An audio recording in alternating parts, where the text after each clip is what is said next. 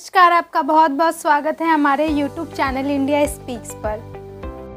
Siberia एक विशाल और विस्तृत भूक्षेत्र है जिसमें लगभग समूचा उत्तर एशिया समाया हुआ है। यह रूस का मध्य और पूर्व भाग है। सन 1991 तक यह सोवियत संघ का भाग हुआ करता था।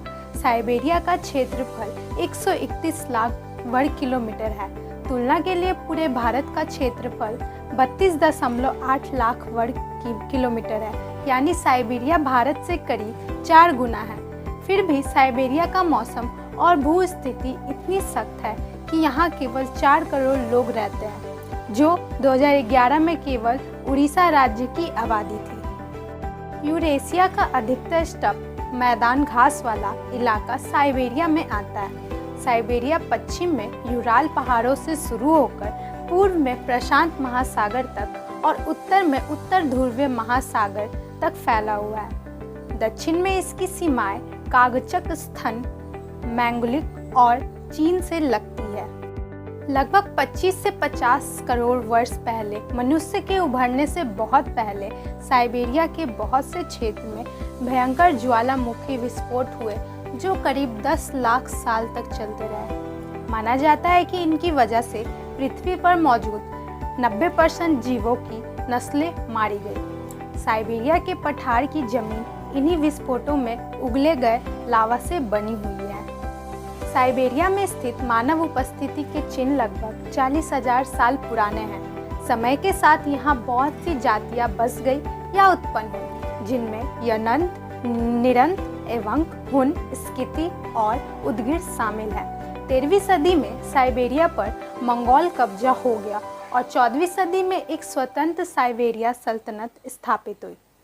मंगोलों के दबाव से बैकाल झील के पास बसने वाले यायुक लोग उत्तर की ओर जाकर बस गए। यहाँ पर अपने ठिकानों से मंगोल पश्चिम की ओर रूस पर भी हमला किया करते थे। 16वीं शताब्दी में रूस की शक्ति बढ़ने लगी और वे पूर्व की ओर फैलने लगे। पहले व्यापारी और इक्के दुक्के सैनिक साइबेरिया पहुंचे और उनके पीछे रूसी सेना ने आकर यहाँ अड्डे और लकड़ी किले बनाने शुरू कर दिए। 17वीं सदी के मध्य तक रूसी नियंत्रण फैलकर प्रशांत महासागर तक पहुंच चुका था। सन 1709 में साइबेरिया की कुल रूसी नस्ल की आबादी 2 करोड़ 30 लाख थी। 19वीं शताब्दी के अंत तक साइबेरिया एक पिछड़ा और बहुत ही कम जनसंख्या वाला क्षेत्र रहा।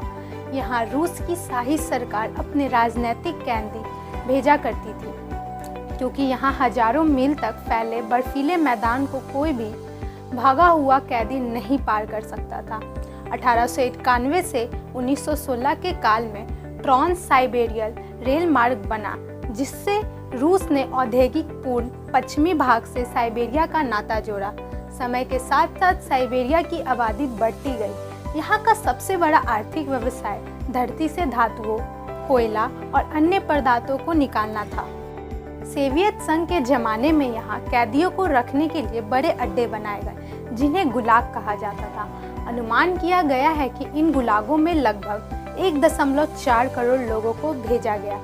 द्वितीय विश्व युद्ध के दौरान खाना कम पड़ने से 5 लाख से अधिक कैदियों ने इन गुलागों में अपना दम तोड़ दिया। सोवियत नीति के अनुसार अगर सोवियत संघ के किसी भाग में कोई राष्ट्र समुदाय शक की नज़र से देखा जाने लगे तो कभी कभी पूरे समुदाय को देश निकला देकर साइबेरिया भेज दिया जाता था।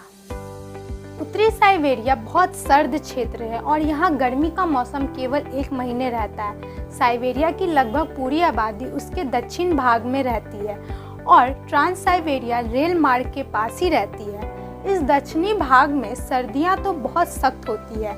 जनवरी का औसत तापमान -15 डिग्री सेंटीग्रेड, लेकिन कम से कम 4 महीने का गर्मी का मौसम भी होता है, जिसमें अच्छी फसल उगाई जा सकती है।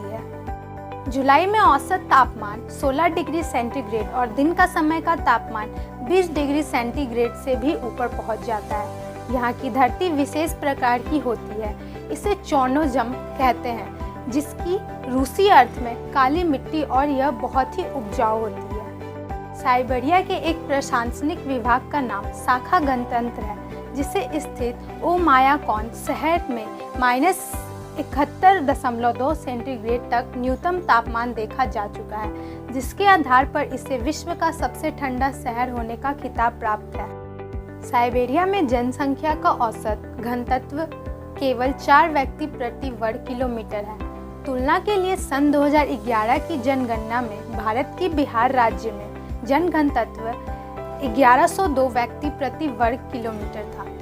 यहाँ के अधिकतर लोग रूसी हैं या यूक्रेनियाई मूल के लोग हैं, जिन्होंने रूसी पहचान अपना ली है। साइबेरिया में लगभग 4 लाख जर्मन मूल के भी लोग हैं, जिन्होंने रूसी पहचान अपना ली है। साइबेरिया रूस का हिस्सा 17वीं शताब्दी के बाद ही बना था और रूसी इस क्षेत्र में तभी दाखिल हुए थे। उससे पहले यहाँ बहुत सी जनजातियाँ रहती थी, जिनके वंशज अभी भी यहाँ रहती है।